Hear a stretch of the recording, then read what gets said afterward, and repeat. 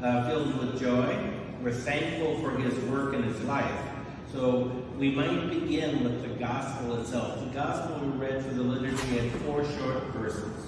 4 short verses. And the first 2 verses take us to the cross of Christ. We know that when the Lord was crucified and died on the cross, there were only women present. We have many women today, which is a very good thing, and 1 male.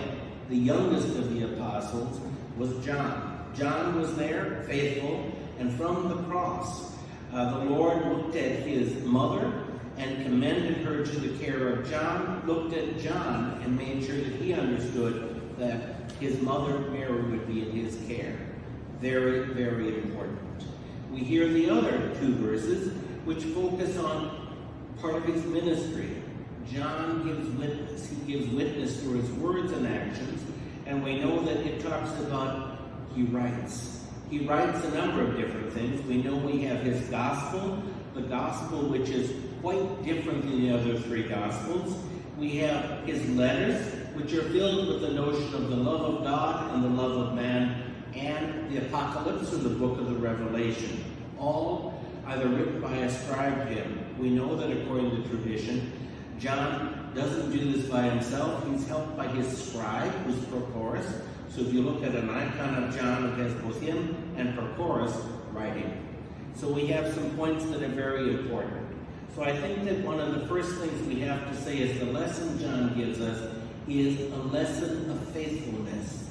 John is faithful from day 1, when he first meets Christ, until his repose, when he is taken by the Lord and accepted into his kingdom.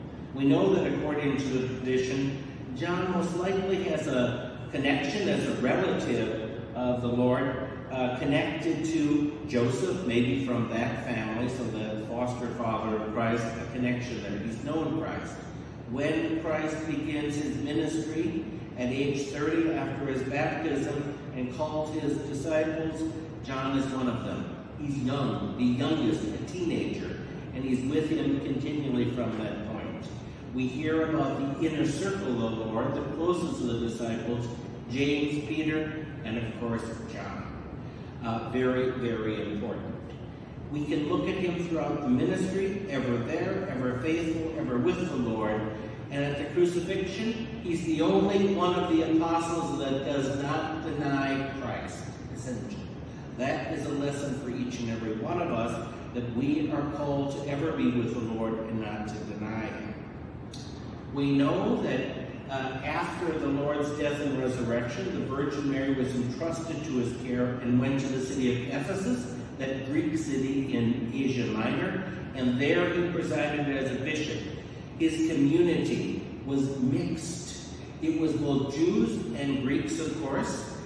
We know that when he teaches, he knows the Hebrew scriptures, and he knows the Greek tradition of philosophy, and he combined them so that his flock might know who Christ is. In the beginning was the Word, and archaeologos. So he takes the idea of logos from Greek philosophy, and he makes it quite clear that the person that exists with the Father as the second person of the Trinity is the one who is born, and we celebrate his birth on the 25th of December.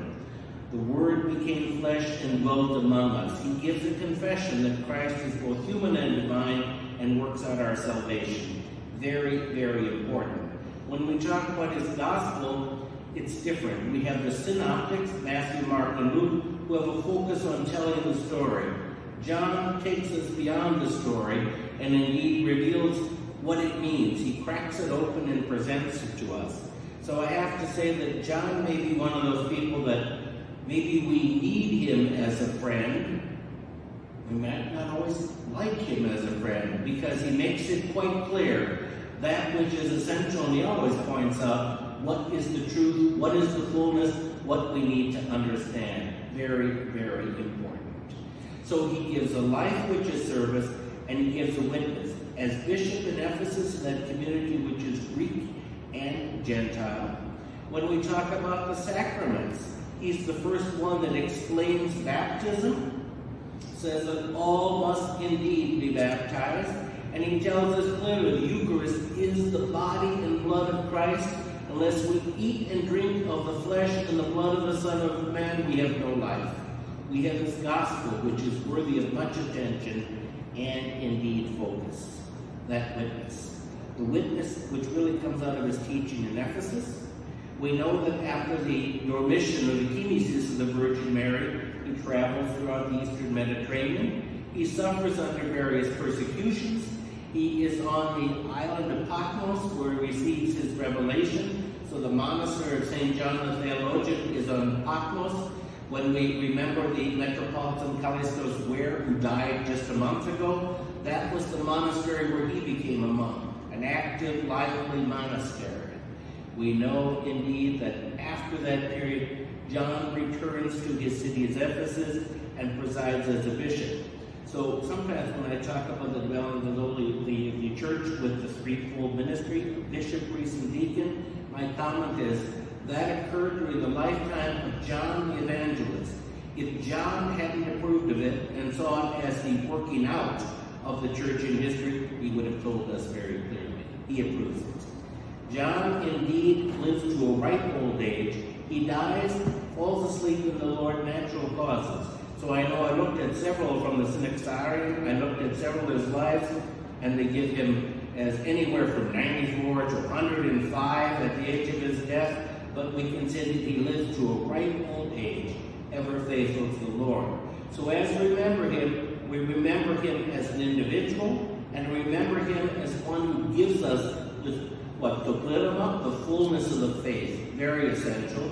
When we look at that, it's passed down through the early church fathers, and they reflect the teaching of St. John the Theologian. That title, theologian. There are only 3 saints that received that title in the history of the church. John is the first. O Theologos, he is the one that begins our theological work. So I greet you on this feast day of St. John the Theologian, Chronipala. Please, we have to remember him and follow his example.